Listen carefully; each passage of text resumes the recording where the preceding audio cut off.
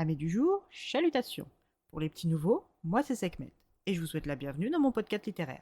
Dans mon émission, je vais tenter 3 fois par semaine de vous donner envie de découvrir des livres de tout poil, récents et moins récents. Alors, si ça vous tente, c'est par ici la suite.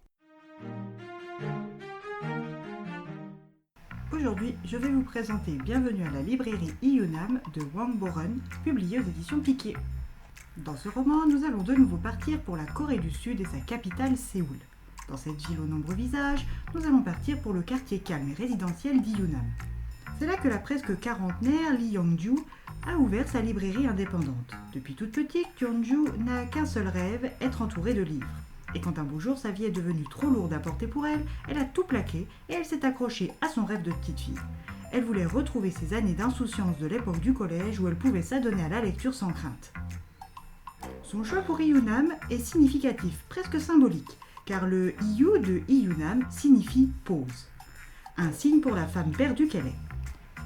Avant d'être sa librairie, la bâtisse était une maison individuelle que son précédent propriétaire avait transformée en café avant de l'abandonner purement et simplement.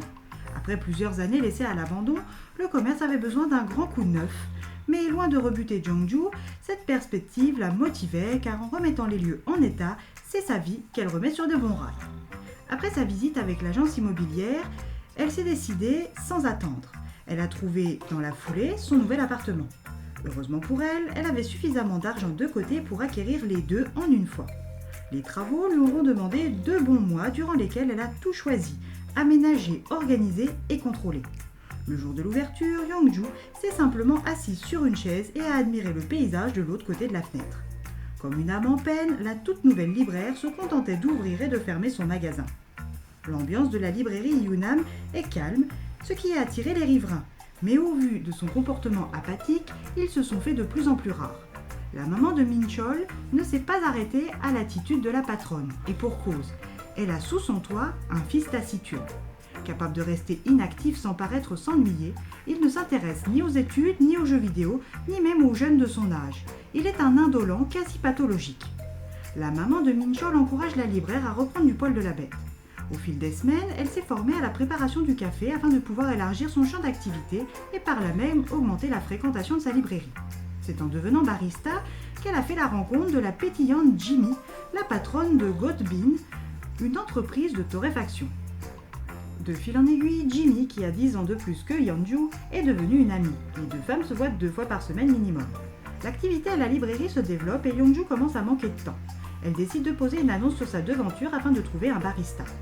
Kim Min-jun a 31 ans, il ne tient pas à travail depuis des mois, il a besoin d'argent rapidement. Quand il voit cette offre d'emploi, il tente sa chance. Après avoir prouvé sa capacité à faire un bon café, il discute avec Young-ju du poste. Il devra travailler de 12h30 à 20h30 du mardi jusqu'au samedi, pour un salaire horaire de 12 000 won. Les conditions sont bonnes, la patronne rémunère généreusement, et l'ambiance de la librairie lui fait bonne impression. Seul bémol, si l'on peut appeler ça ainsi, c'est que dans 2 ans maximum, il n'aura plus de travail car Young-ju a d'ores et déjà prévu de fermer sa librairie. Pour lui qui ne reste pas plus de 6 mois quelque part, ce n'est pas vraiment un problème en somme. Il accepte et repart avec son contrat de travail sous le bras. Min-ju est dorénavant celui en charge de l'espace café et va faire la rencontre de Jimmy.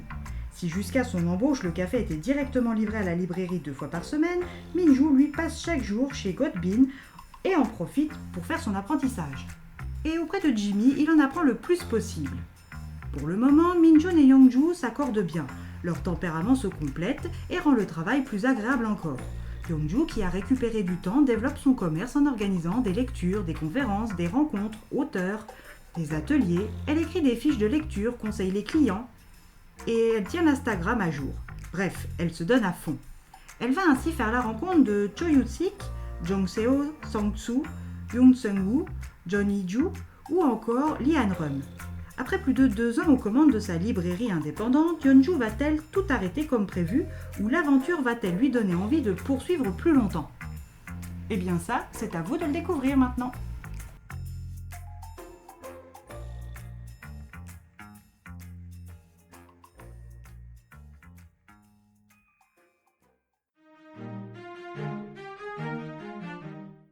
Une lecture douce au rythme lent qui nous permet de rencontrer des personnages aux particularités singulières.